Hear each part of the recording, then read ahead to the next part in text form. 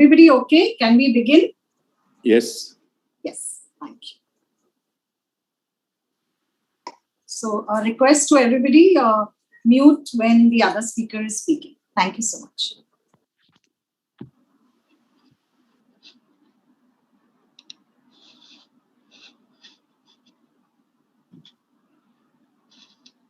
Ma'am, should we start? Please. Yeah. Yep. A warm good evening to everyone present. Dr. APJ Abdul Kalam has rightly said that it's not unemployment that is the major problem. It is a question of unemployability, which is the major crisis in the competitive arena. Truly, unemployment is a serious danger that is affecting our country and its youth in a very miserable way. Young graduates come out of college polished in academic skills, but to be employable is beyond acquiring degrees. It requires various skills as well. However, the current academic system merely provides information and textbook knowledge and turns a blind eye towards skill development. To fill in this lacuna created by our current academic system, the college has organized an educational conclave connect to careers, start with a dream, finish with a future, aimed at enhancing our students' employability quotient. This has been our endeavor for the past 5 years and more for our final year students, both from graduate as well as postgraduate levels. In fact, last year, out of almost 1,100 postgrad and graduate students, we had more than 30 companies that have employed around 900 of our students.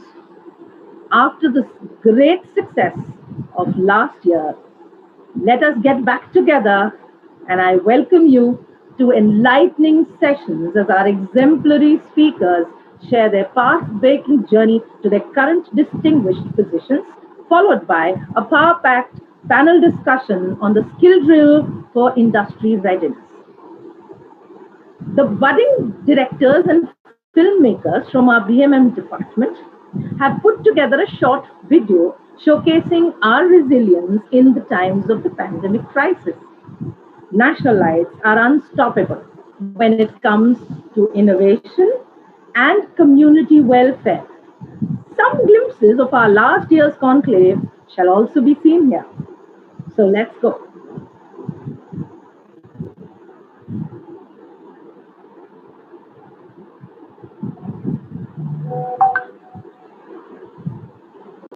Vipul sir?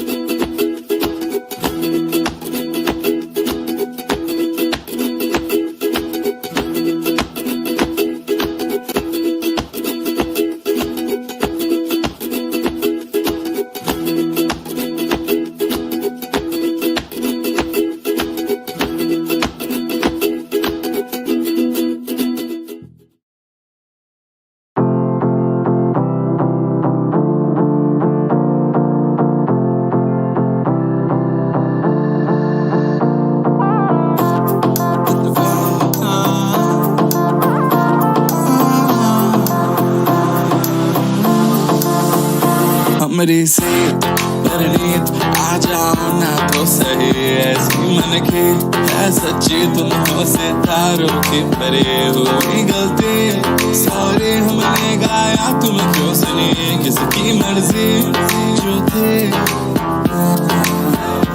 अब तो आए जा हमको ले जाए जा अब तो आए जा हमको ले जाए जा अब तो आए जा हमको ले जाए जा अब तो आए जा हमको ले जाए जा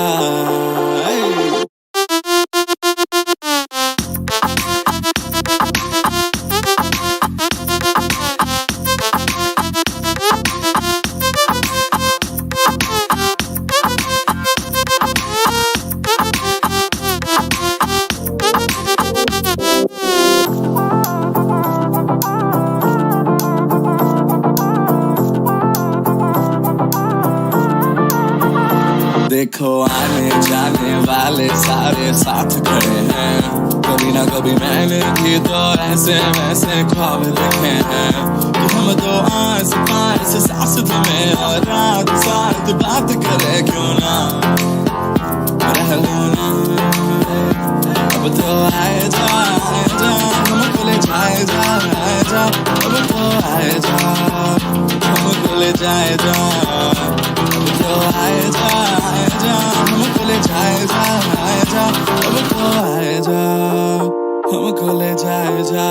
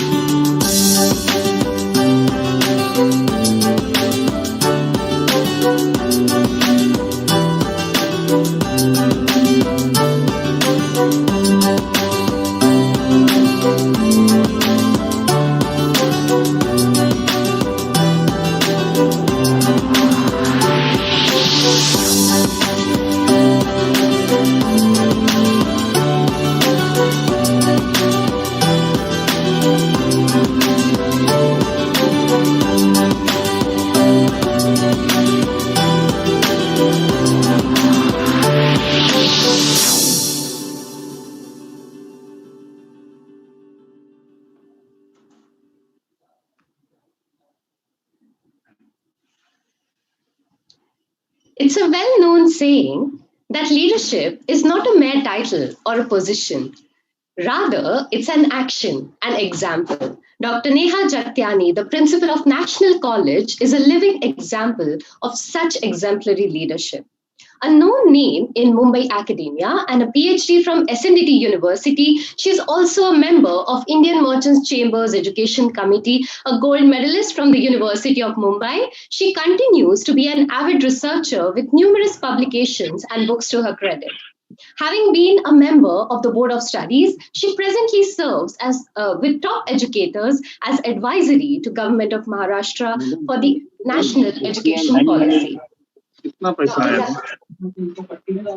Jagtiani's contribution to the academia and the society at large has not gone unrecognized. She has been awarded the Best Citizen of India Award by International Publishing House and also has been a part of the prestigious educators delegation both to the universities in the UK and USA. She has been conferred with COVID-19 Game Changer Award for innovative spirit, leadership, and positive contribution to humanity. And it gives me immense pride in sharing with you all that Dr. Jagtiani has also been felicitated by the Honorable Governor of Maharashtra, Shri Bhagat Singh Ji Koshyari, for being a COVID warrior. Ma'am, may I request you to deliver the welcome address?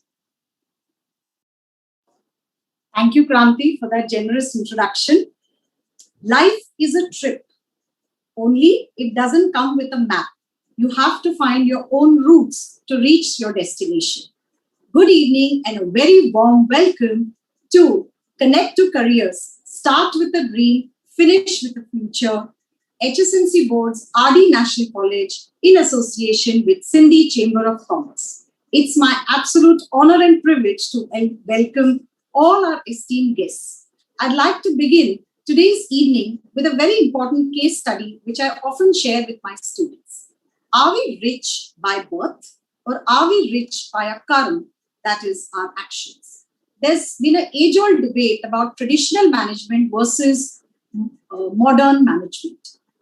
Right from our scriptures, Guru Dronacharya never wanted Ekalavya to be the best archer in the world. He asked for his thumb because he wanted Arjuna to be the best archer in the world because he was a Kshatriya prince. How many years does it take for a person not born into the riches or not born into that family to prove himself that it is merit, capability, and talent and hard work which takes you to the top?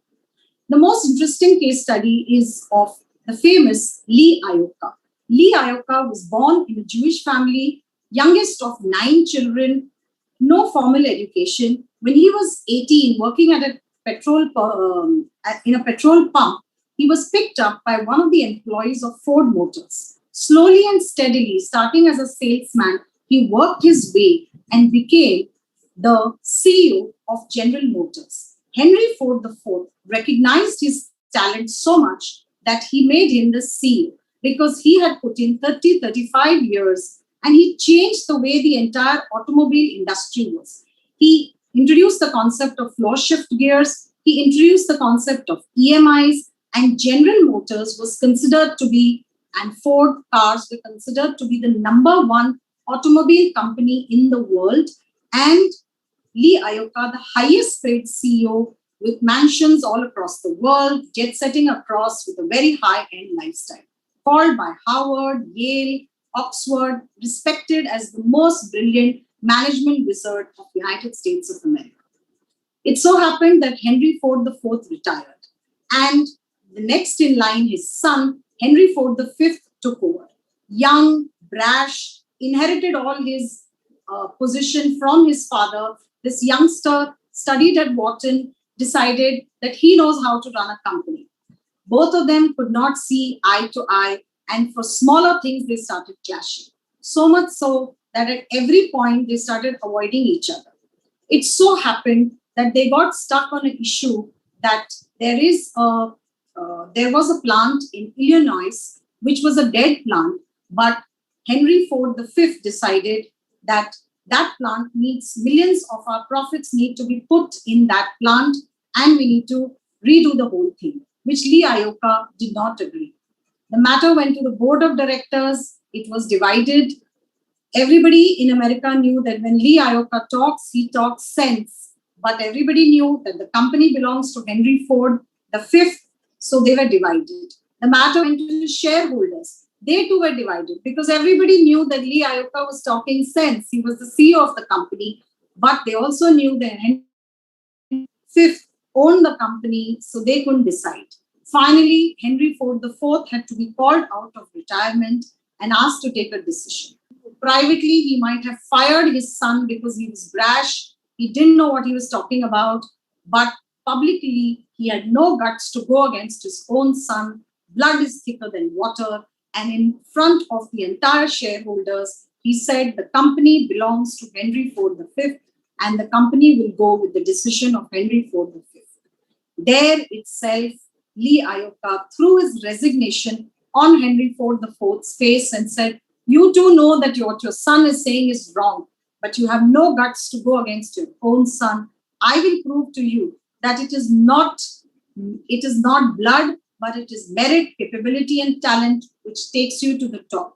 Put me in the worst company of the world, a sick unit, and I will bring it to the highest rated companies in the United States." The day he walked out, he was such a sought after CEO. 10 companies were ready with their CEOship. He shunned them all and took a company like Chrysler. Chrysler faced $18 million of debt. They had losses, and it was last 6 months, no Chrysler car had been sold. It was a matter of time that the government would declare it as a sick unit and shut it down. He chose Chrysler. For the first day in office, he called, for the first time in American corporate history, he called the workers to the board of directors meeting and said, "Look, if America is going through a recession, I never expect from anybody else what I don't expect from myself. I am going to, when the whole of America is going through a recession, if this company shuts down, I have 10 people waiting to take me. But if it shuts down, you have no jobs to go to." So CEOs always keep their high-end lifestyle with their cars and carpeted offices, and they expect the workers to take a wage cut. I am only requesting you to take a 33% wage cut, and I will work as CEO of the company for $1. You are working here for 12 hours. I expect you to put 14 hours every day, and I will work for 18. And let's build this company together. He said 18 hours, but there are people who said he worked for 20 hours, 22 hours, days together, nights together. He didn't even go home. And he worked day and night to bring in the first Chrysler car. He introduced the concept of small car, easier to drive, easier to park, low on fuel consumption, and absolutely a beauty, and introduced it for the first time in American market where everybody was used to those big high-end Chevrolets, etc., which were big cars. He brought in the first car and he launched it with unique marketing schemes, so much so that in the first 3 months, they had sold nearly 10,000 cars. He said this all happened with the cooperation of my wife and my 2 daughters. From being the highest paid CEO in United States, he went to a salary of $1. His wife had to take up a job. Both his daughters, from living the high-end lifestyle with chauffeur-driven limousines, they had to travel by train. Both of them took up jobs to fund their own education. He said it was my challenge. There was no need for my daughters and my family to support me, but I'm really grateful that they supported me.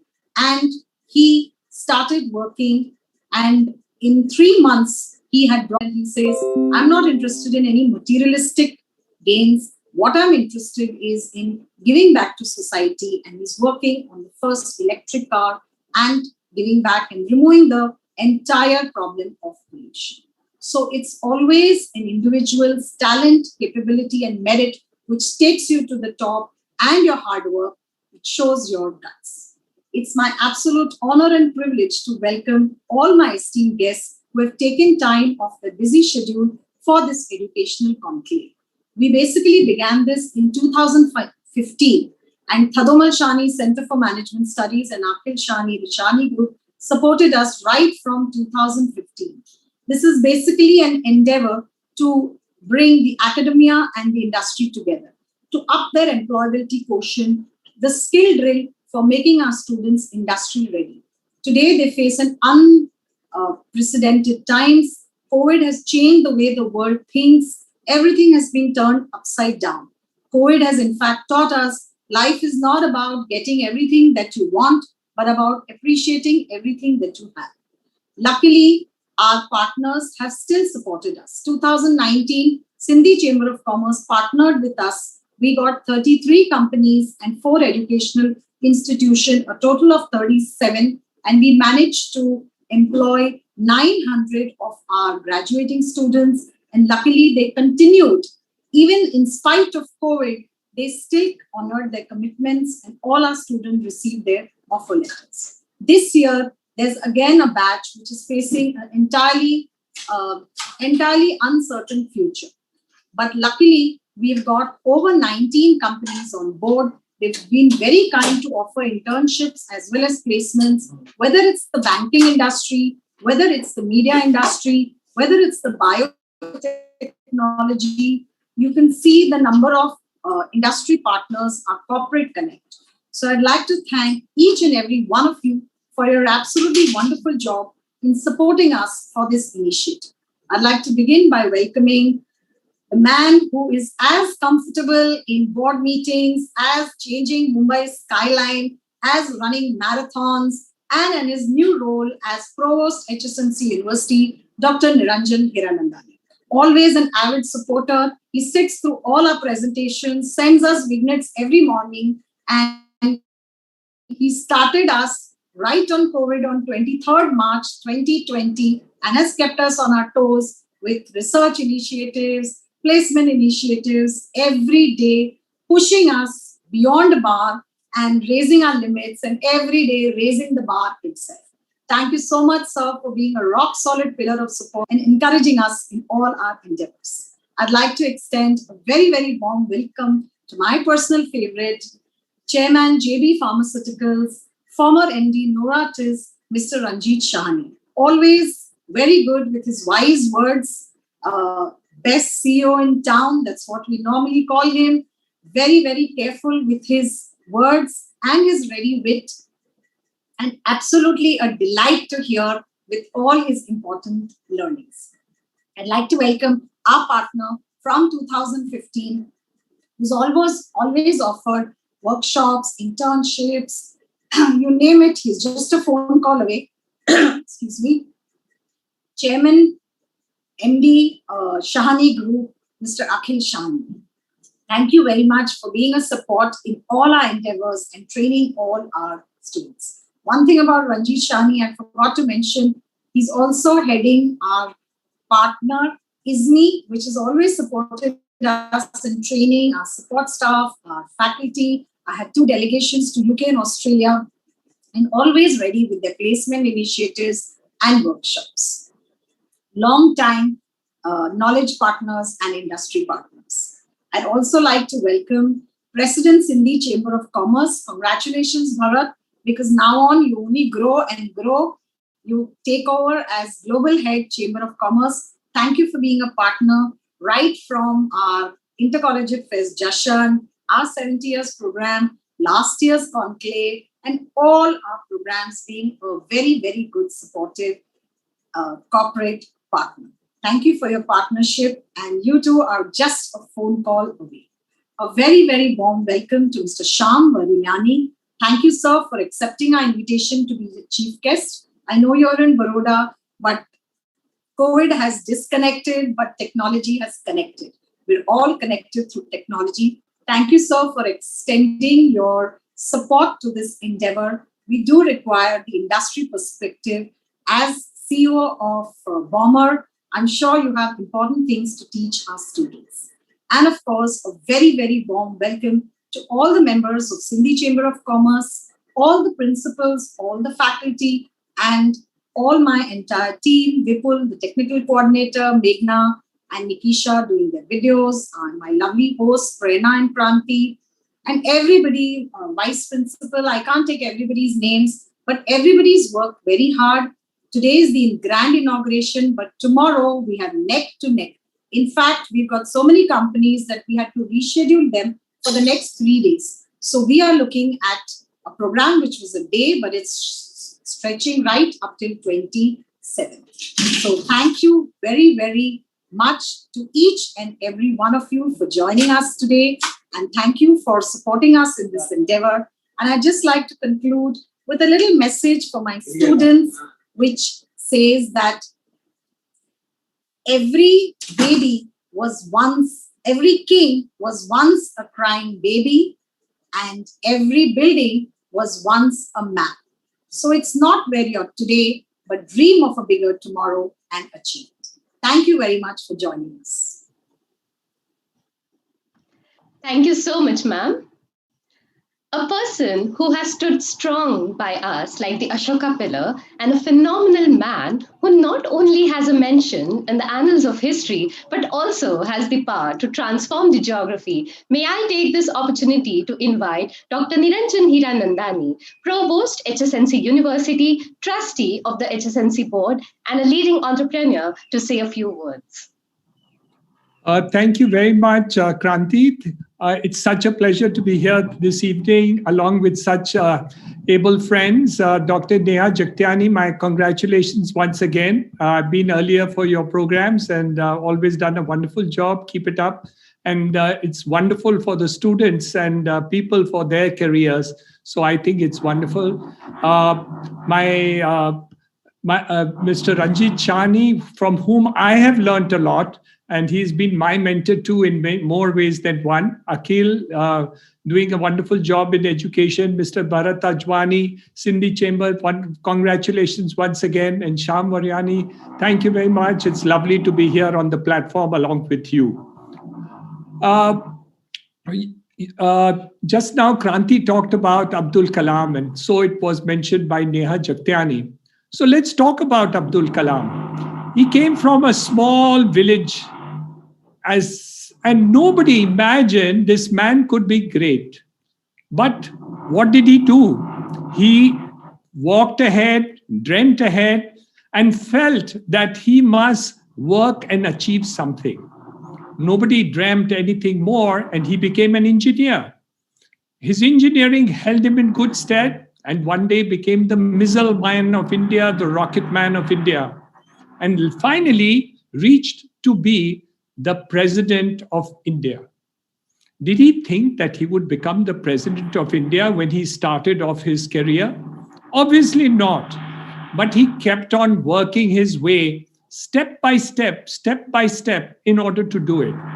So the first rule is that when you walk your path, be ambitious to what you do, but remember, don't only try to reach the destination.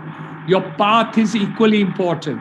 Your steps in the college is extremely important. Each and every step that you take is going to hold you in very, very good stead. And this is something which you must never forget, that each and every step in your life becomes extremely important to do it. Just hold the line, otherwise it'll get disconnected. Sorry. Yes.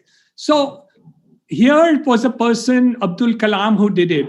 Today, each and every student must remember, if you keep on working the way you do, you can reach anywhere else that you would like to do.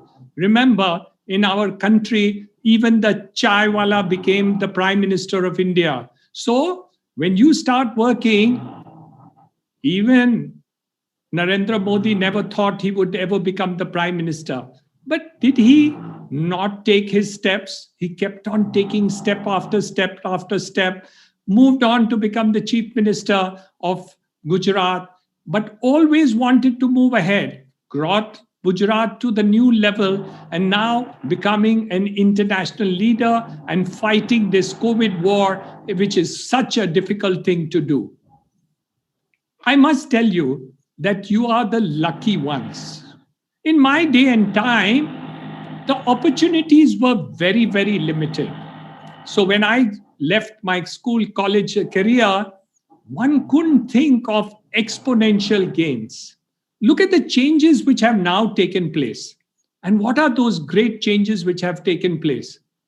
Today, technology has made a wonderful dent into our business.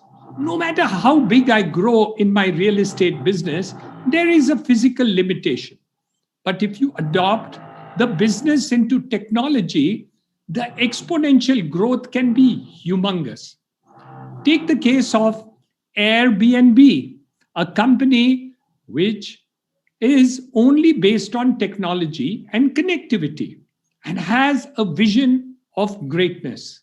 It doesn't own a single hotel. And still, on the basis of technology and an idea, it is worth 100 billion US dollars. Can you imagine a hotel company to be that worth? Absolutely not.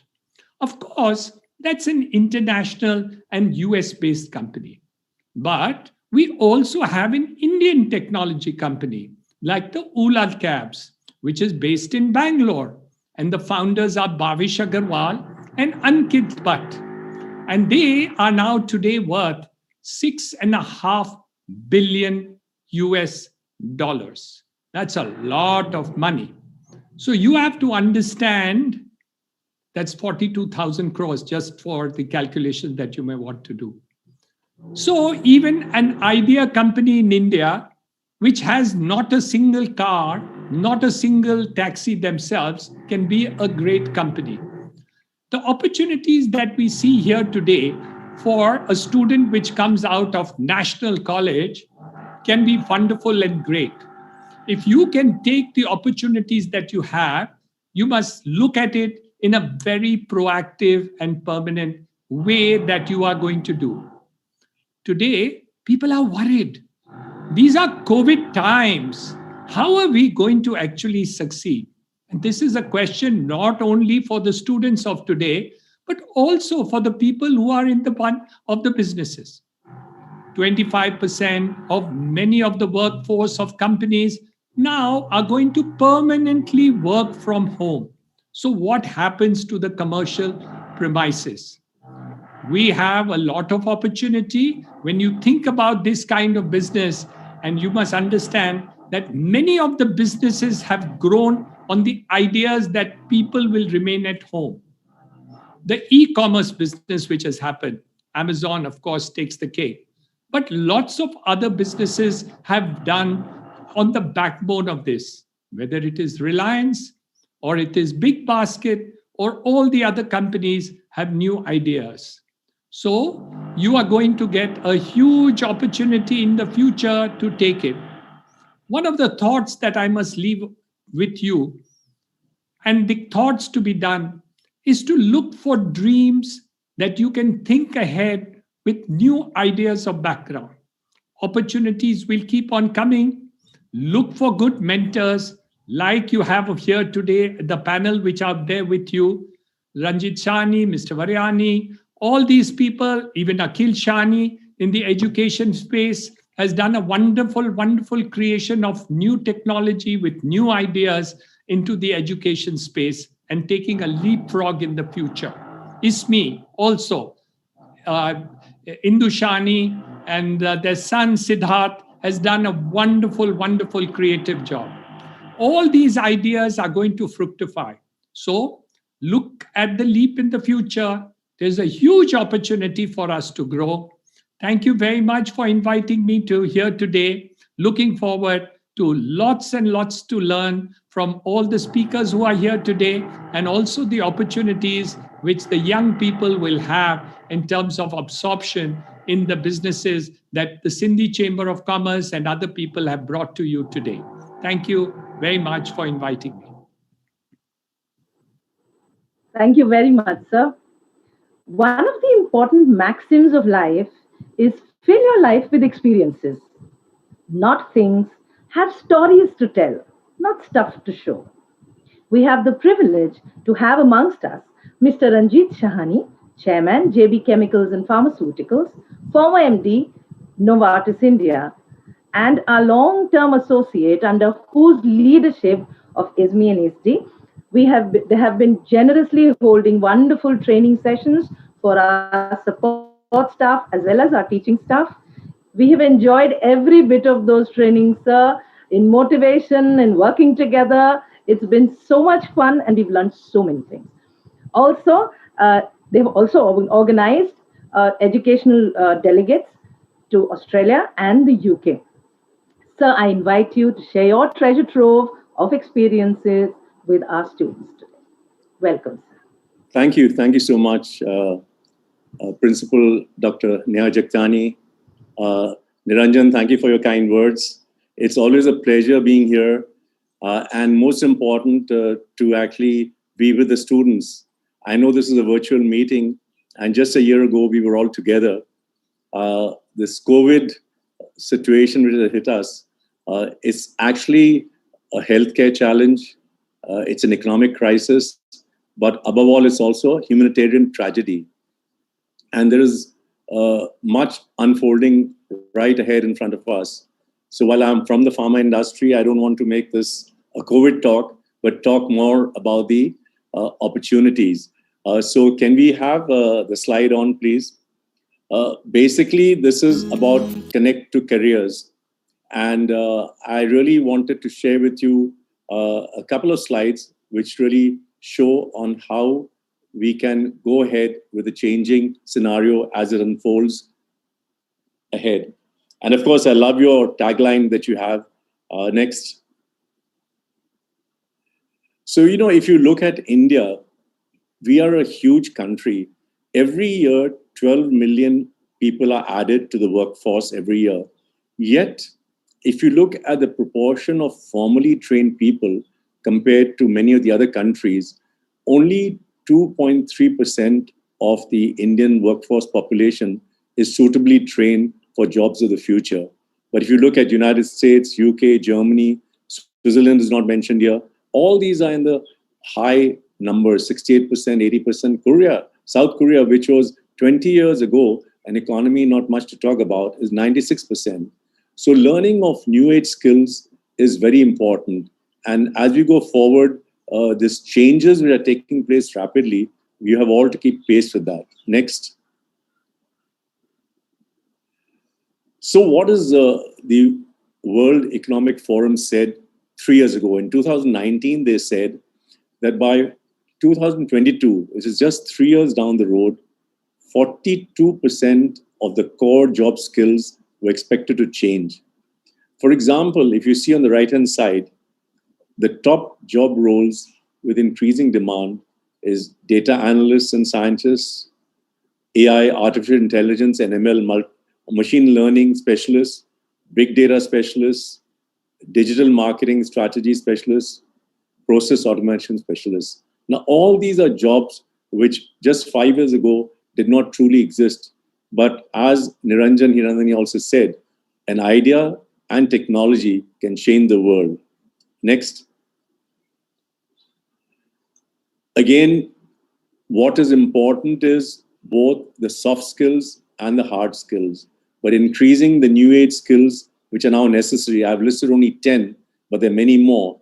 One of the most important, of course, is analytical thinking and innovation. Again, active learning. You have to continuously learn and relearn complex problem solving.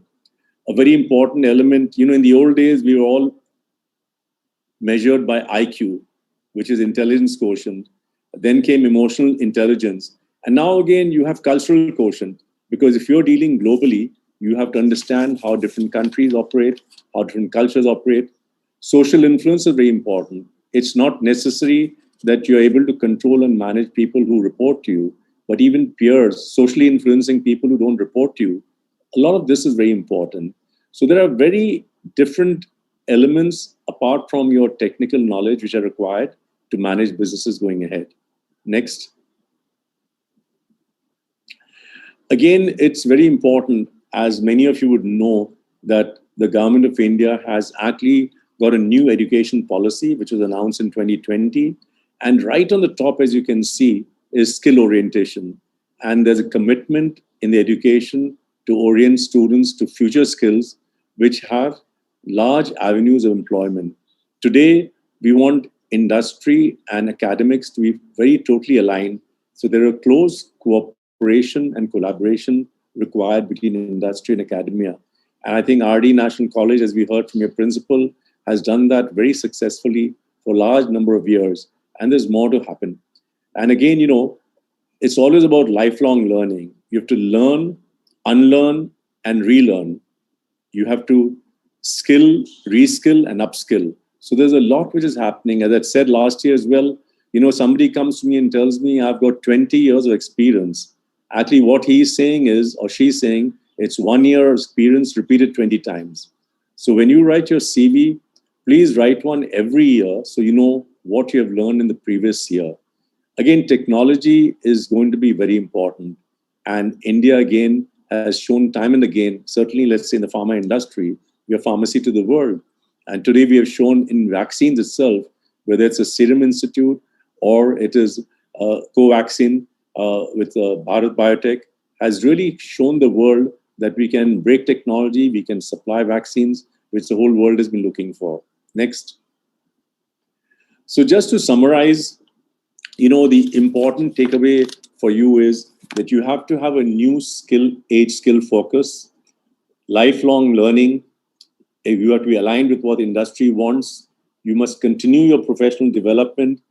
Social embeddedness is very important, practical hands-on learning, and again, a highly entrepreneurial and innovative nature of what you do.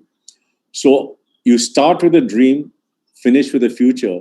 But what I would like to add is you should start as an unknown and finish as an unforgettable. So thank you very much for having me here and look forward to the discussion which follows. Thank you. Thank you, sir. It's my proud privilege to introduce you all to our next speaker, Dr. Akhil Shahani, Managing Director, Shahani Group. He has been associated with us as a knowledge partner since 2015. An enthusiastic educationist, he believes that quality education involves not only academic learning, but also developing one's network, personality, and values. Over to you, sir. Thank you very much. Thank you. So let's have a bit of fun and start with a small quiz. In your mind, what is the fastest growing economy in the world? And you're probably wrong. It's not China. It's not the US. It is Libya. Libya grew at 70% over the last couple of years, mainly because it had a small economy, but it has been the fastest growing economy since the last 2 years. All right.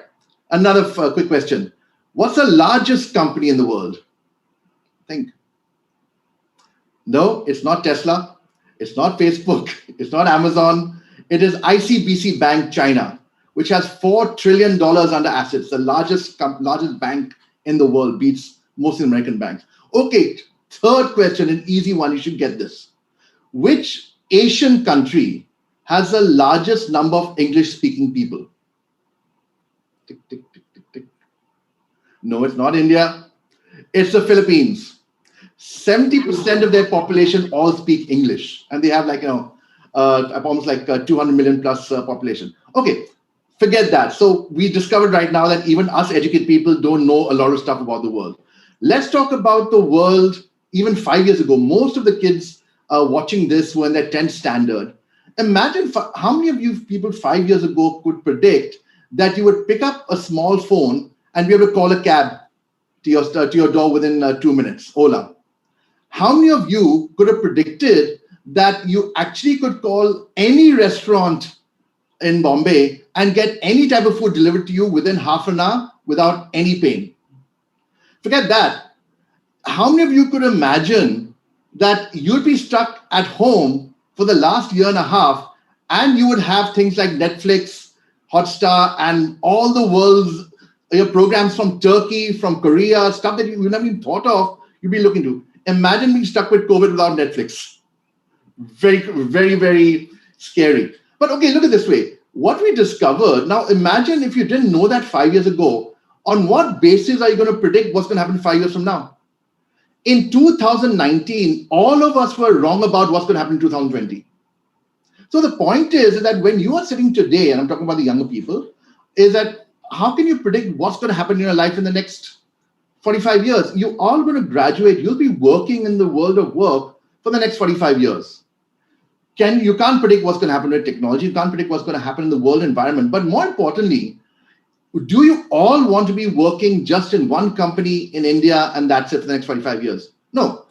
With the way the world is opening up, you need to be able to work in any country in the world, in any sort of job, in any successful field. Frankly, and the world is not just India, US, and UK. The world today, most of the growth is actually happening besides Libya is in Eastern Europe. It is happening in Southeast Asia. There are countries like Vietnam and Cambodia which are beating India.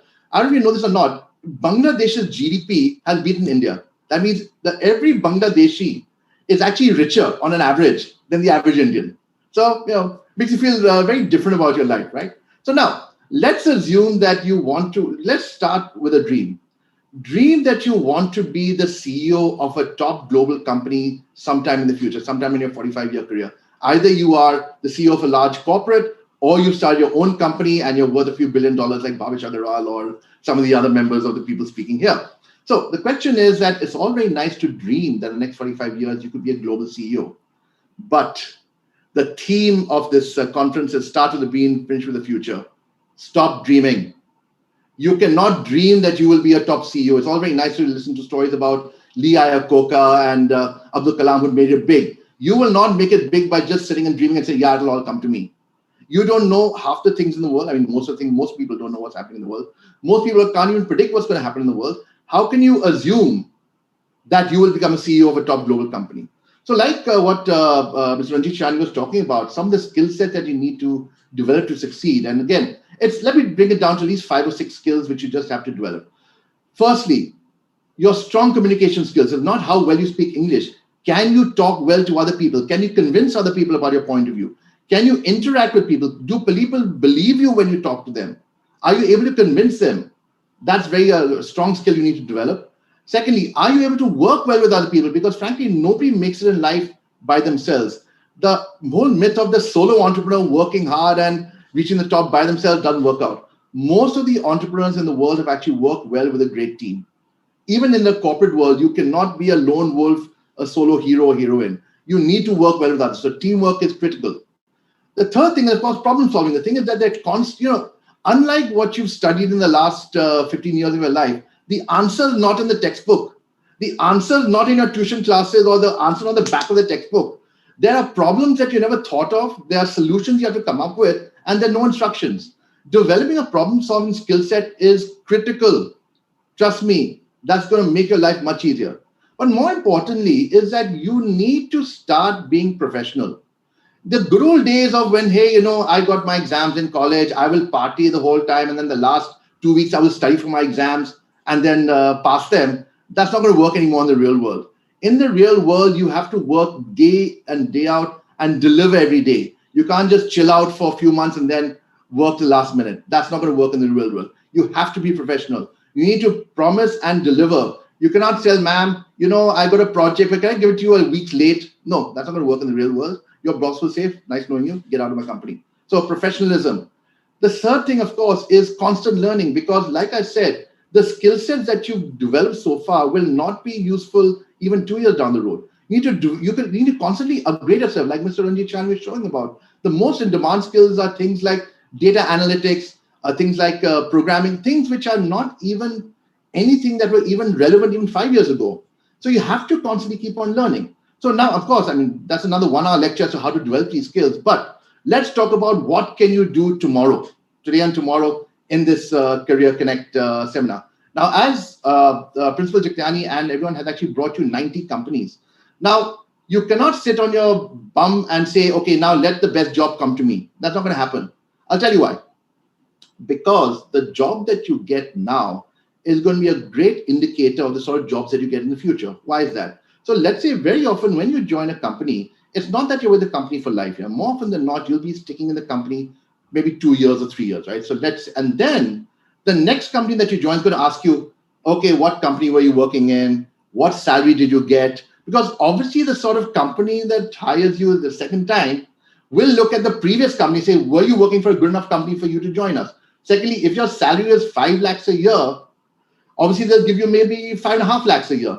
Versus if your salary is 10 lakhs a year, they'll obviously give you 11 lakhs. The point is that with the power of compounding, start with a great company and a great salary, you automatically your second company, your third company, fourth company will start growing up. Classic case, again, I keep on referring to Mr. Ranjit Shahani. He started with a fantastic company, reached the top of the peak because he started with the right sort of environment, the right sort of company. He really made an effort to get that first job. But again, how do you get the right job? You can't just say, okay, here are 90 companies, let me just interview with a bunch of them and randomly pick up anything. That is the worst thing to do, because don't forget is that you have almost like probably at least 500 of your classmates who are graduating with you in BMS and BCom, all going after the same company. Forget that. There are lakhs of students in other BCom colleges all going after these top companies. So why do you think you're so special? So how can you make sure that you get the right company? Very simple. between today and tomorrow, do not sit down and look at Netflix and Hotstar and waste time. What I need you to do, if you really, really care about your career, is look at the companies on offer, start looking at their websites, start researching, are they the sort of companies that are right for you? Are they giving you good salaries? Do they have a skill set? Do they have a culture? And it's very easy to find that information on the internet. I mean, there's no issue. The second thing is, once you've identified that right company, start thinking of yourself and what are the skills that you have, what are the strengths that you have, which will add value to the company. Because when you go and talk to the interviewer, you will have to impress the interviewer and say, look, I've got these certain skill sets which will be useful for your company. So therefore, for example, if you are, let's say, trying to, let's say, interview for an investment bank, you need to understand, let's say, if you have JP Morgan, for example, if you go to them and say, look, I've got these analytical skills and I've shown how I've used a lot of my analytical skills in the last 2-3 years in college, and this is why I'll be useful for your organization. Another organization, let's say Unilever, you say, look, I've got these sales skills. I've actually done a great job trying to sell sponsorship for my college fest, and I think that'll be useful for your company. Very important, because don't forget is that all your competitors, classmates, CNC, are all going after the same top companies.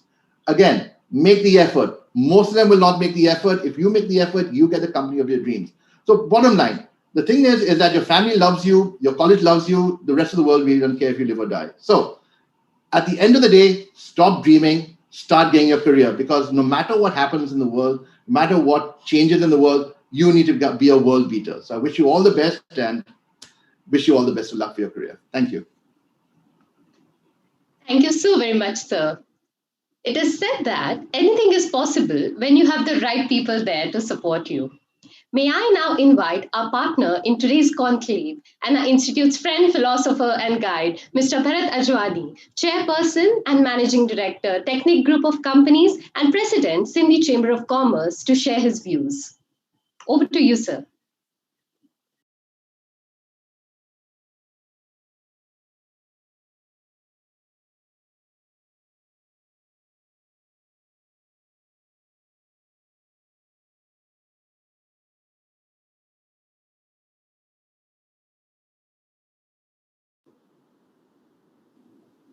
Okay. Kranti, you can move on to the chief guest, and I'll just give a call if we can get connected. All right. We'll take it forward. No problem.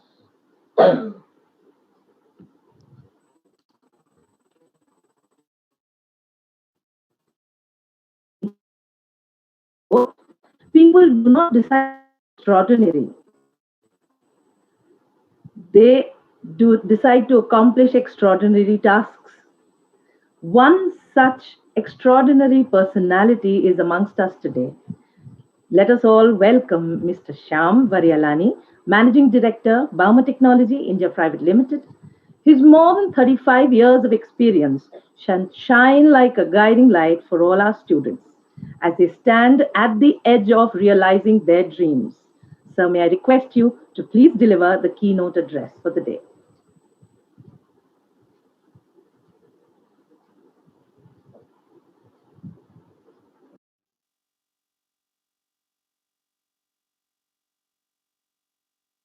Sir, I think you're on mute. We can't hear you.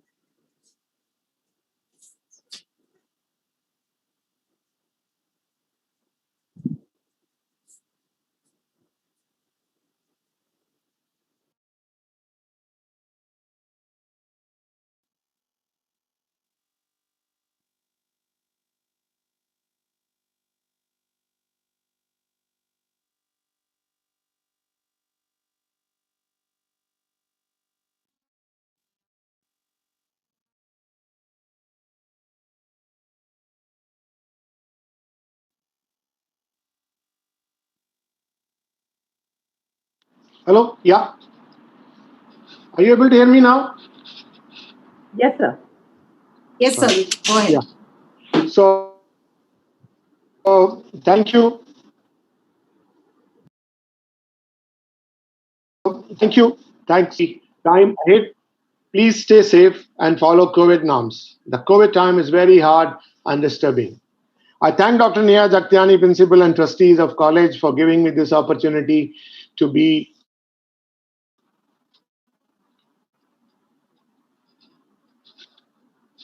to be a chief guest and keynote speaker. You heard so many golden principles and golden thoughts and useful tips from all of the eminent and honorable guests present in this conclave. Have you read biography of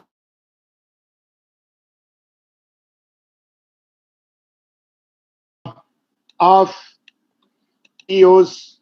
You will find they did what? They started with a dream and finished with the future. In any chemical reaction, for it to be successful and give desired results, you need right ingredients, right control conditions, some catalysts for them to accelerate and reaction and give you desired results. For this phrase, start with a dream and finish with future, you need to possess qualities like passion, persistence, and perseverance. You need ingredients like hard work, some skills, managing time, and you need catalysts like trust, belief, prayers to make it happen.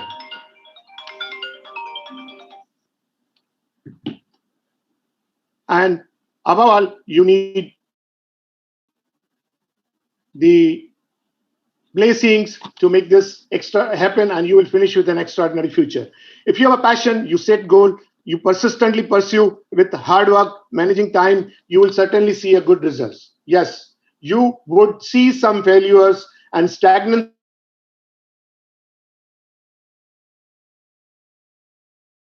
on the path, but if you approach with golden future.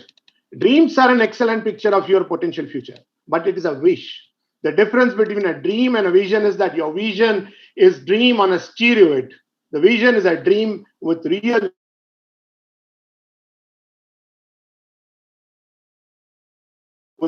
meaning, motivates you, is must keep you going. So it does not mean we get up in the morning and put the dream into action without being clear about your purpose and without being clear on why this is important for you to complete your dream.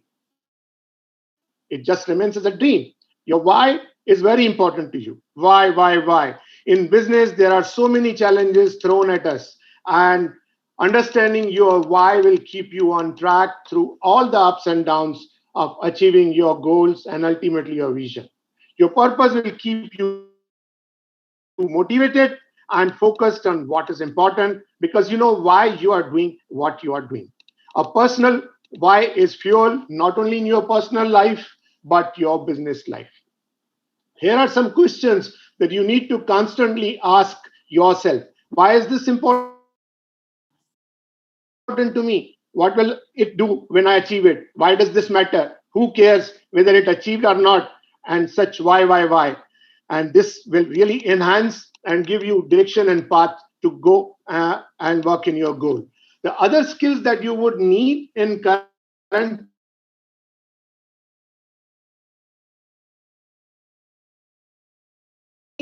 challenging is a key skill at a time where the concept of career and the workplace is changing.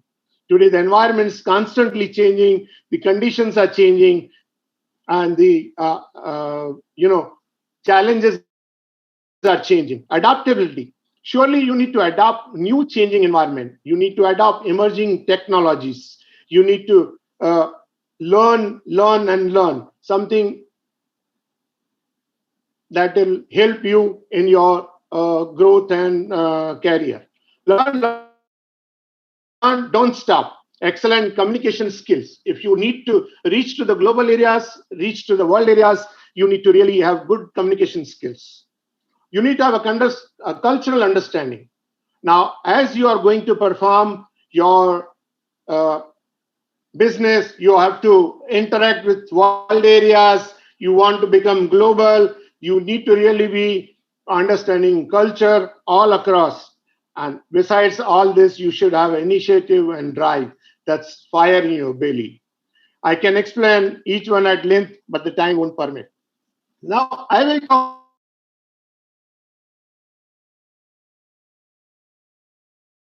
to you about goal achievement. Goals are corrective steps that achieving your vision. Make your goals achievable, not in the sense that they are not stretching, but the goal is within your control. Do not set a goal that is dependent on whole host of other people doing things. Set a goal that is within your control. things. Keep moving. Think about consequences of your goals. You may have to give up several things that are close to your heart. You may have to adopt new environment, new relationships, and culture. Your goal is present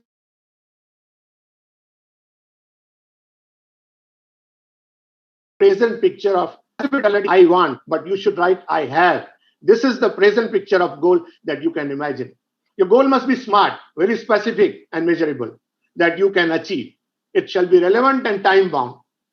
I would add one more is for stretchable goal so that step by step you reach to the heights and reach to the top. Finally, never give up. During entire career or path, you will struggle and also fail sometime. Struggling will make you stronger, and I will narrate a small example. Once upon a time, a man found a butterfly that was starting to hatch from its cocoon. He sat down and watched the butterfly for hours as it struggled to force itself through a tiny hole. Then it suddenly stopped making progress and looked like it was stuck.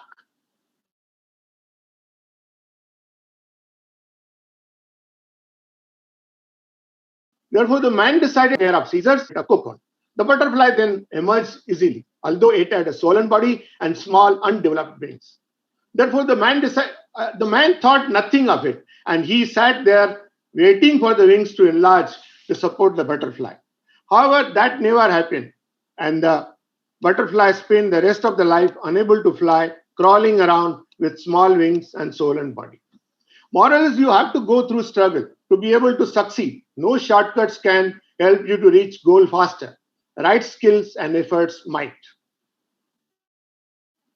Lastly, failures. You would see failures. Treat failures as lessons learned and move forward. Don't get stuck. Never let one failure from the past hold you back in the future. I'll narrate you another one example. A man was passing through the jungle and passing through the elephants. He saw that these huge creatures were being held by only a small rope tied to their front leg. No chains, no cages. It was obvious that the elephants could at any time break away from their bonds for some reasons. They did not. He saw a trainer nearby and asked why these animals just stood there and make no attempt to get away. Well, trainer said, when they are very, very young and much smaller, we use the same size of rope to tie them. And at that age, it is enough to hold them as they grow up. They believe the rope can still hold them, so they never try to break free. The man was amazed. These animals could at any time break free from their bonds, but because they believed they couldn't, they were stuck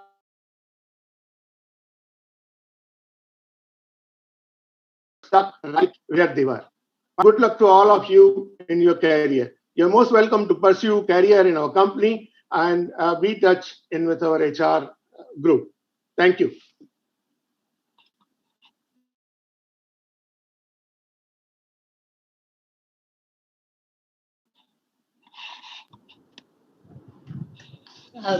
Thank you. Neha ma'am, shall we go ahead with the program? Has Bharatajwani been able to join again? Doesn't seem Vipul, like. has he joined? Vipul, has he joined again? All right, fine. So let's go ahead with the program.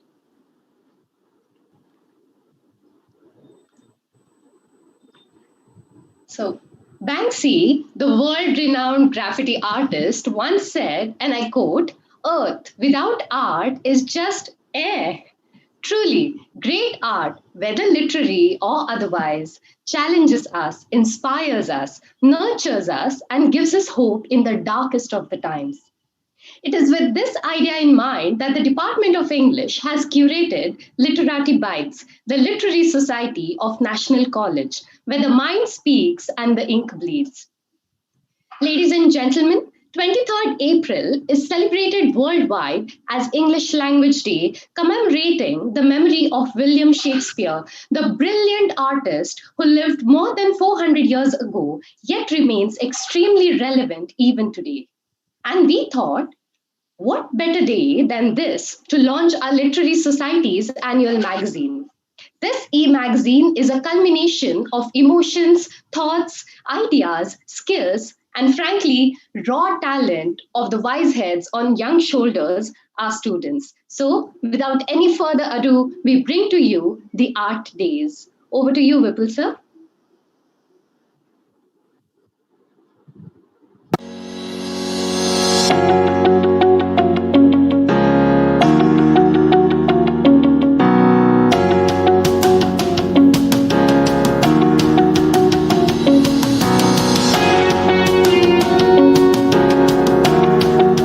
Well, there's no sound. Sound.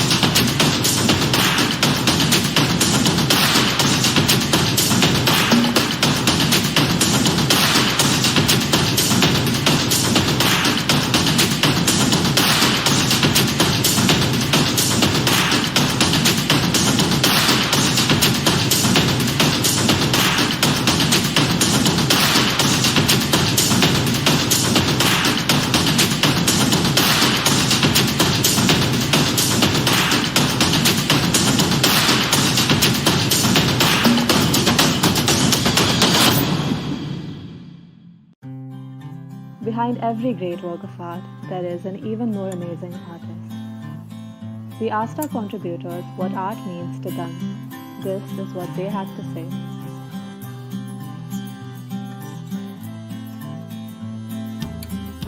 To me, art is comfort, Peace amidst chaos. self-discovery. pure self-expression. Poetry gives me the pleasure of expressing 10 different things I feel in just 4 lines. Strange. In a world full of people to listen, a person still wishes to write. paragraph not very well put together about how I feel. For me, art is created when my heart and my imagination meet.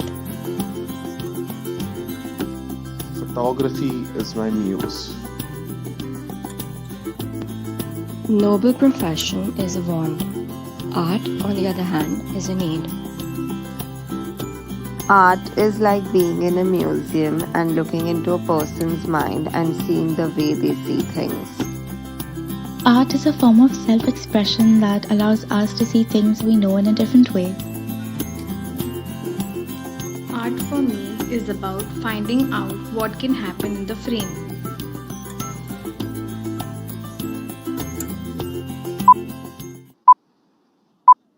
Whoa.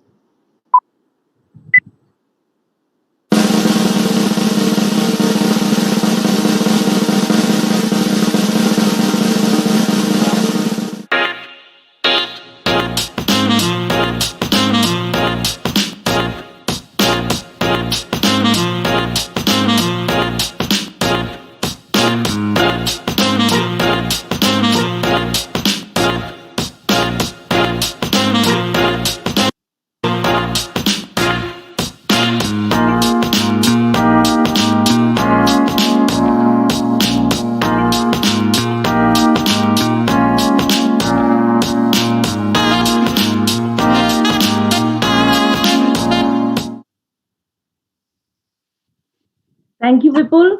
My esteemed panelists, we just had to inaugurate this today because today is World English Day and it's also William Shakespeare's birthday. And you can see absolutely talented students. What a lovely work of art. Of course, totally inspired by my lovely faculty, Professor Prerna Jatav and Ms. Kranti Dorbele. So we thought we'd take this opportunity in requesting you to inaugurate. And first time they've come up with a completely virtual online magazine, the Literati Bites. And we thought we'd inaugurate it with you. Thank you so much. And Kranti, you may continue. Congratulations.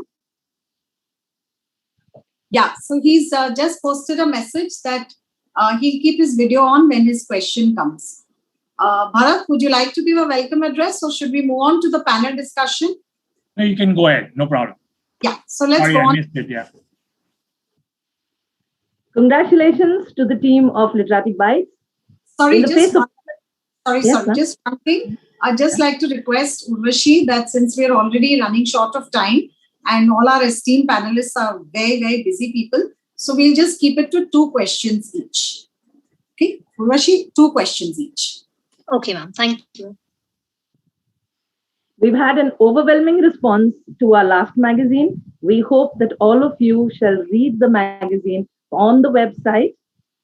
Let's dazzle you with the art collection that we have, our students have put together, and the kind of accolades and the kind of appreciation that we've got from all the way from America to Sikkim. We've had universities, we've had teachers who've written to us. I hope you all also read it and enjoy art and allow art to heal you. Without further ado, let's go ahead with our power-packed panel discussion. Our students are all waiting for those because they've sent in their questions. Allow me to hand over the bearings to Ms. Urvashi Chawla, who's a certified career skills trainer, soft skills and corporate trainer, to initiate the panel discussion. Over to you. Thank you so much, Prerna. And a warm welcome and evening to everyone who is watching us on YouTube. In the interest of time, I will move ahead with these intriguing questions put up by the students of ours. And the very first question is for Mr. Bharat Ajwani. So in these uncertain times, there are students who are aspiring to be entrepreneur, but it's a risk. So what would you recommend? Should we take up this risk? Or should we go for an employment where we get experience and obviously stable income source? So what would you suggest, Mr. Bharat Ajwani? Great. This is a choice that they have to make. I cannot take that choice for them, but I can break this open for them that if you believe in your plan, then you should definitely go with that. If money is not what you need, then you should go for your hunger. I personally started by working for 3 years before I started my own business. So it's a choice that they have to decide. If they have a plan, they should go with their plan. Sure. That's very interesting to know. I mean, in the end, we have to look at the practical approach. In the end, we have to make our ends meet. So whether we have hunger for money or whether we have hunger to fulfill our passion.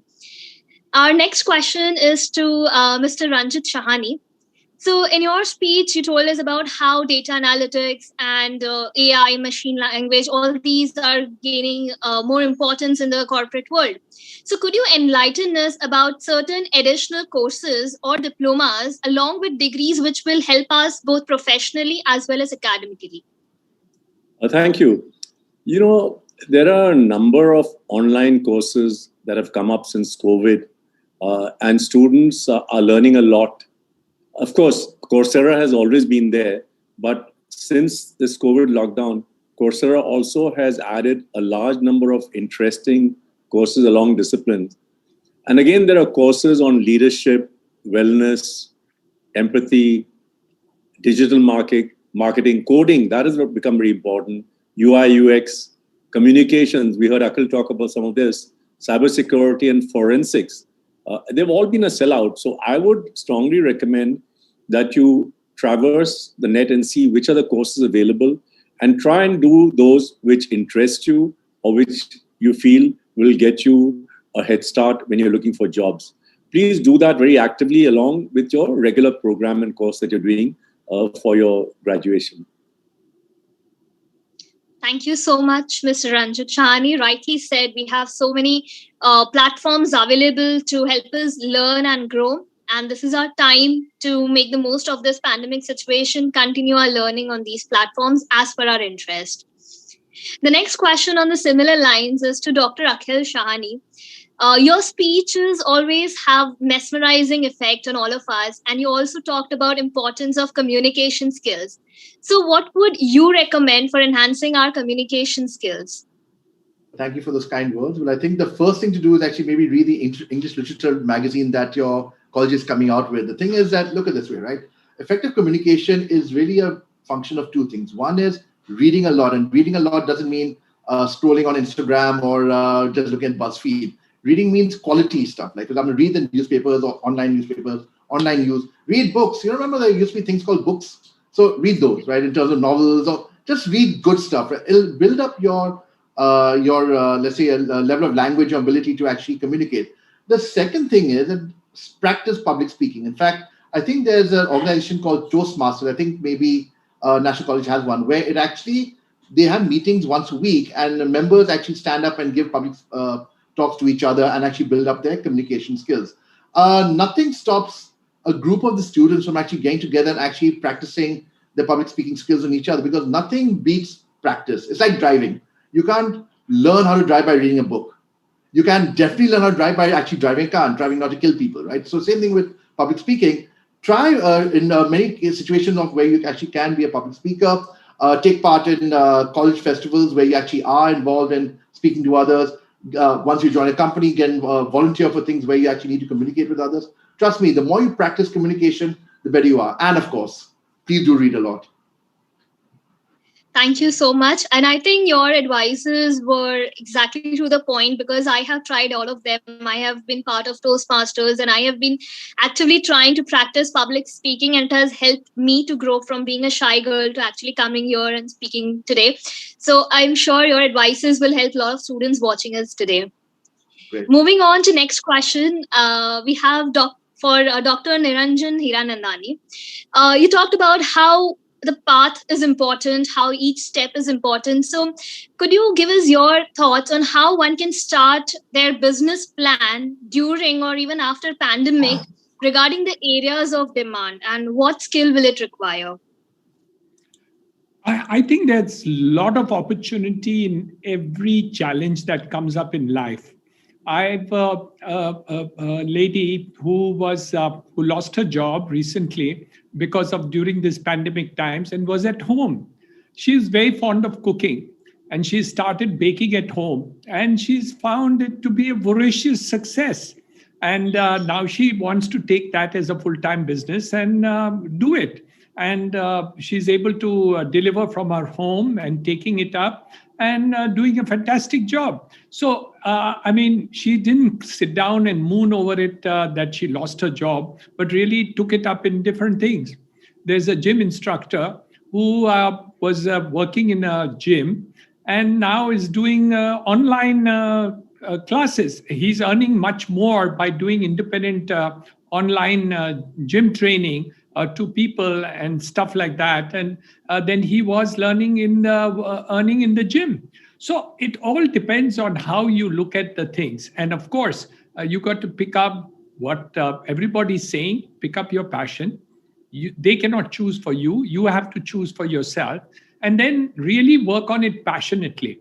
But keep moving, keep improving, keep on doing better every time. And I think that opportunity is always going to come, whether there is a COVID or there is a non-COVID time. As far as this, there's a technology one of the IIT students have built up, wherein they could actually put all the connections to your body and be able to, by a remote thing, to inform your doctor through an iPhone or a telephone and give all the data about you to the doctor straight away, instantaneously into the whole thing, into the hospital, who could advise you as to what is happening. Now, this kind of device would not only be useful to you, but in remote areas all over the country with internet and connectivity. So there are hordes of opportunities that we come. It's for you to identify what you will be able to do. You want to do it, don't want to do it, it's your choice. But opportunities are many, many more today than they used to be. So go for it. And I'm sure you will have something which will be close to your passion that you can take. So don't cry about your loss of job or other things and all. And as already mentioned, read a lot. This is an opportune time also to do a lot of reading. And you can go on the internet and study about a lot of people, mentors who will be able to guide you. YouTube, I see at least one, mentoring program a day today on YouTube, for instance. And there's always so much to learn. So keep learning all your life. It's always interesting to do it, and the opportunities will come. And when it comes, just grab it. Thank you so much. This actually motivated us to follow our passion, identify our passion, and not lose hope. Thank you so much, sir. Moving on to next question to Mr. Sham Varialani. The question is between, post graduation versus taking up a job. So, we have entrepreneurship and post graduation, it adds on to our resume. But then there's also an option to take up a job. So what would you recommend, sir? Not necessarily, not always that if the person is interested to do the job or post-graduation. While doing a postgraduate degree, you could work part-time or through web, online, business models and earn something. This would make you oriented towards business even after you complete your post-graduation. You would have both options, either to start your own entrepreneurship or you join a good company. For self-employment, you need to be innovative, which could have blend of services with soft products that could be achieved without huge investment and infrastructure and equipment. Today, there are a lot of opportunities that does not require actually a physical material, and you could be innovative and you could find some solutions which help through internet and through online for people to be able to earn. So choices there. I think students, if they are financially not strong as graduation, taking a job is also a good option, because it doesn't mean that if you don't take a job, you would not be able to learn. A lot of engineers, a lot of people, when they join the job and they have passion and they work hard, they get a lot of opportunity in the organization for trainings or management courses, which they can grab on and grow. So it's actually a kind of a choice, and also depending upon the financial structure and the support structure you have, you could take the path. Thank you so much. I think very rightly said, we live in a time where we don't have to choose one over the other. We can pursue our post-graduation while also earning and take a decision based on our practical aspects like a financial situation and other things, and passion interest, obviously. Thank you so much, sir.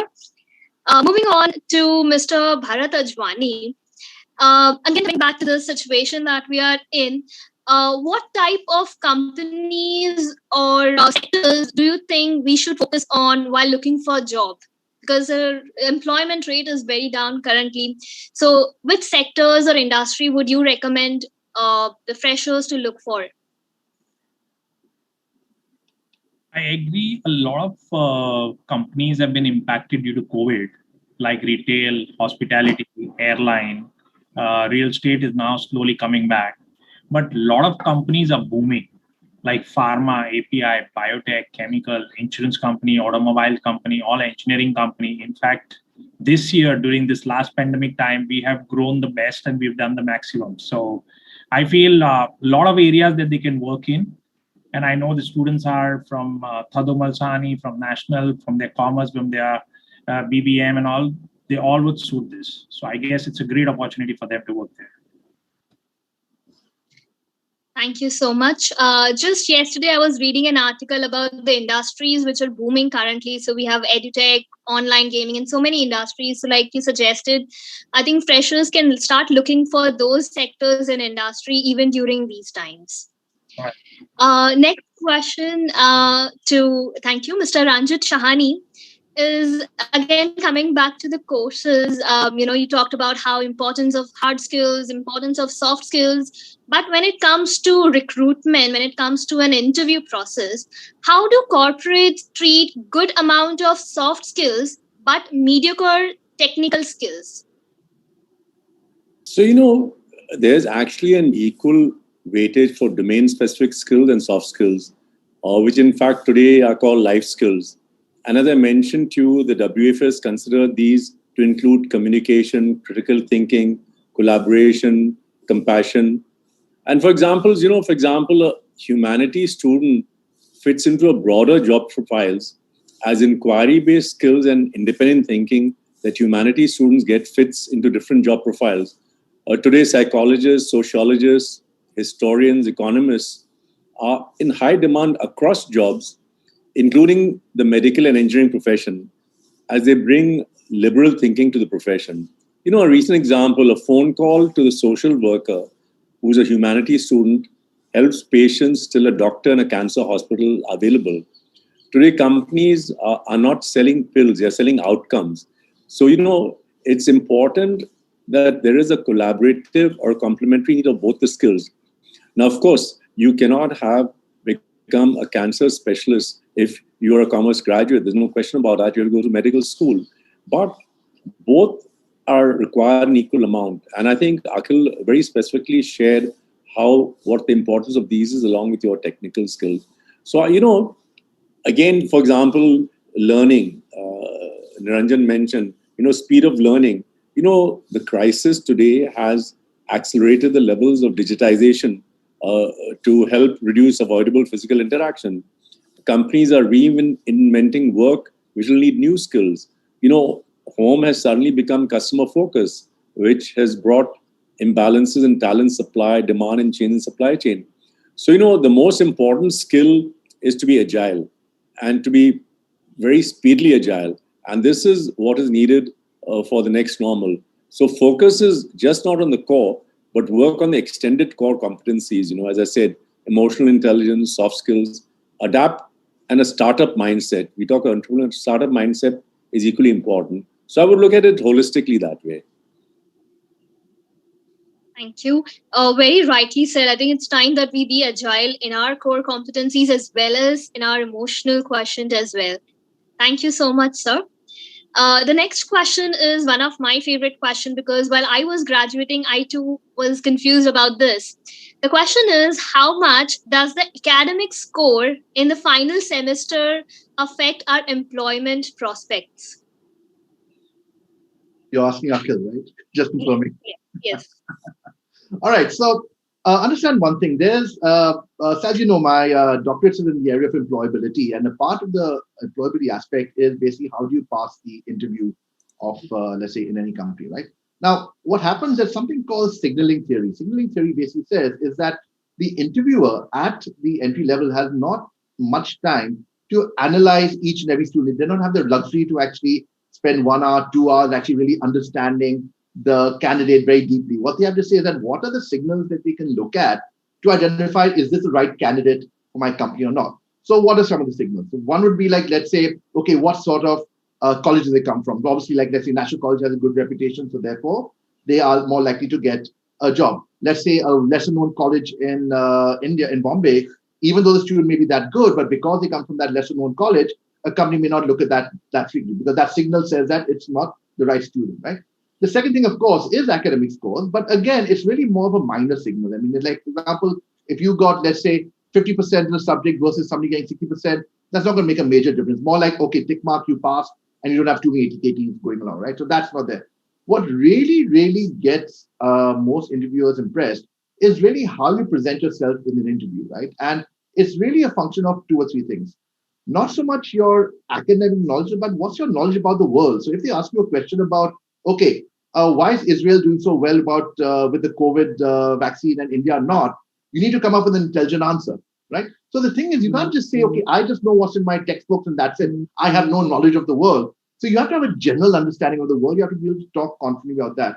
Secondly, you need to have a lot of self-awareness. So if the person says, tell me about yourself, you can't say, sir, I was born 20 years ago and da, da, da. You have to talk about your strengths, what's great about you, and more importantly, why you are so good for that company, which is why when I spoke about in my previous speech, I said, understand who the company is and come up with a strong, confident answer to why you are right for that company, right? So again, it's not just knowing how to speak well, but also how knowledgeable you appear, how confident you appear, and how well you present yourself.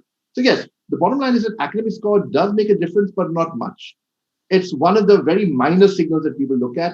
The major signals are your knowledge about the world, how confident you speak, the college that you come from, and of course, that, how should I say, the very indistinguishable gut feel that most interviewers have, what they can't really explain, but that's an X factor that you can't really deal with. Thank you so much, sir. So I think freshers today can focus on just getting at least above average in their academic scores and focus more on being self-aware, knowing themselves, knowing about the world, reading about it, and learning how to impress interviewers. I think that may not be a popular answer for our academic team here, because of course, bottom line, please do study hard while you are in college. Don't slack off, but be aware of what the companies look for as well. Thank you. And so the next question is to Dr. Niranjan Hiranandani again. The question is very simple. It says, is work from home going to be a permanent trend according to you? Of course it will. Any new trend will always continue. But the question is, how much of it is going to be work from home? So different trades, different businesses will have different extent of work from home. So the IT people have said that about 25% of the people will work from home in the future. And that is what it is going to be, because that's the estimate they have given. It could be little up, little bit down. The banking industry, for example, a lot of people are working from home and they're quite effective from working from home. And these businesses are going to.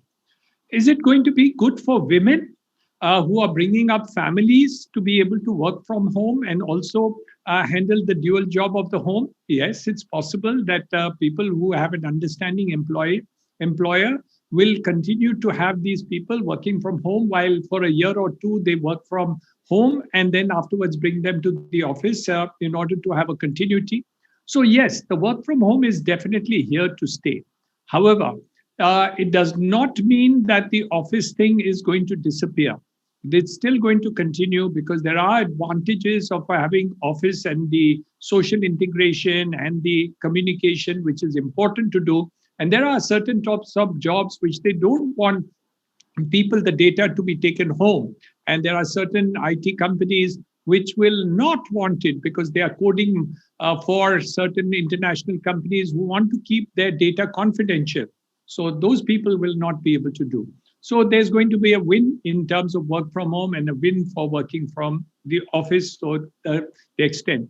But what was work from home yesterday is not going to be the work from home today or in the future, because technology has made a world of a difference. So for instance, you're working from home and you think you can be lethargic. It's not like that, because now your boss can, sitting in his office, keep a total tab of you through the virtual media. You can even record what you are doing and the activity, and whatever is working on your computer, whatever you are doing on the computer can be viewed from the office too. So thinking about how it will be there, remember the proctoring is going to be pretty severe, not the type of proctoring that goes on for the present examination where the children can cheat.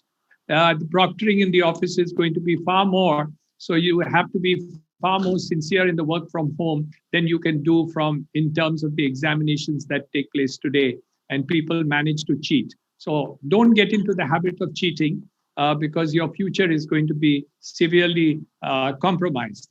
But it's fun. It's a new trend and I'm looking forward to it. Thank you so much, sir. So the man has said it that yes, it is a trend which is going to continue. So I think we can be more agile, adapt to this change, and remember not to cheat. Learn more learn to be more productive during work from home as well. I've Thank you been so much working for this morning I've been working from 9:30 till now, and I only had a 15-minute break to have something to eat for lunch. And that's why I was nibbling even just now. So the point is, it doesn't mean that you're going to do any less work because you're working at home. We actually call it choice with responsibility, because you have a choice of how to manage your time, but you're responsible, you have to deliver, and you deliver equally or better than before, because times are tough. True. So yes, even though we are at home, we still have to be professional. We still have to give in our 100% to our work as well and manage our life as well. So proper work-life balance is something that we should definitely look into while adopting to this trend. Thank you so much, sir. And one last question to Mr. Shyam Varialani is, a lot of students, undergraduates, are not sure about their career choices. So would you recommend any aptitude test for helping them decide their career? See, taking a career test is a little like playing what do you want to do when you grow up, with a twist. The twist is that career test can give you concrete ideas about what you may be designed to do rather than just an opportunity to simply ponder what you want to do. It can help you understand the type and environment of a work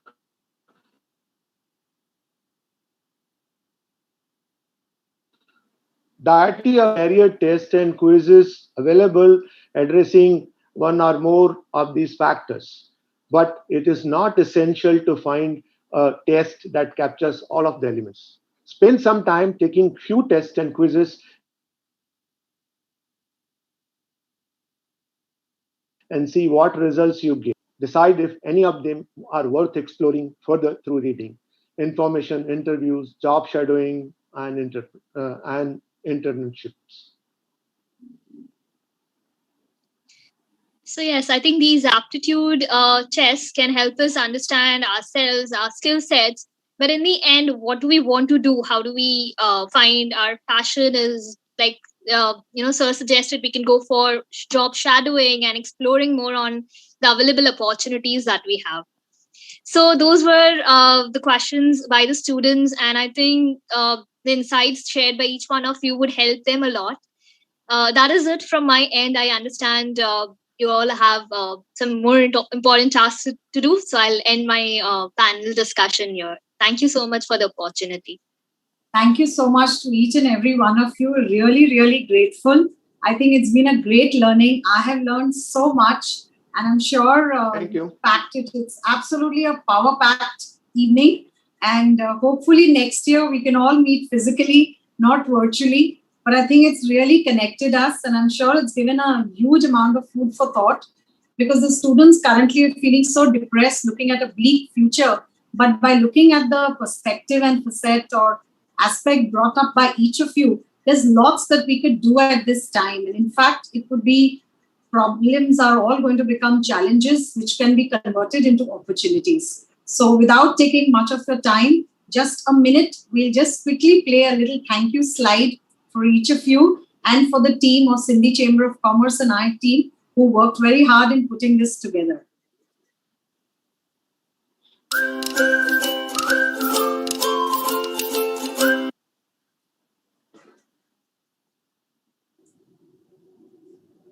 Vipul, you can continue.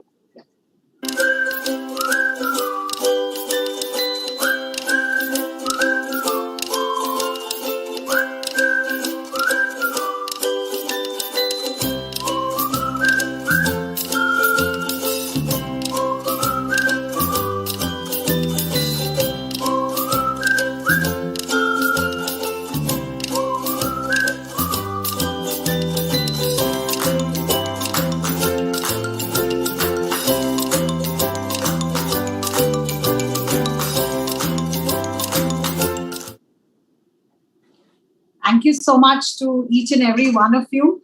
Like I always say, don't go through life, but grow through life and aim for the moon so that even if you fail, you're somewhere among the stars. Thank you for taking out so much of time, and look forward to the next 3 days of a lot of opportunities for our students And I'm sure to each one of you, cheers to greater and greater success in true student style. Hip hip hooray, and hip hip hooray. Thank you so much for joining us. Thank you. Thank you. It was very enjoyable. Thank you very much. Thank you. Bye-bye. Thank you.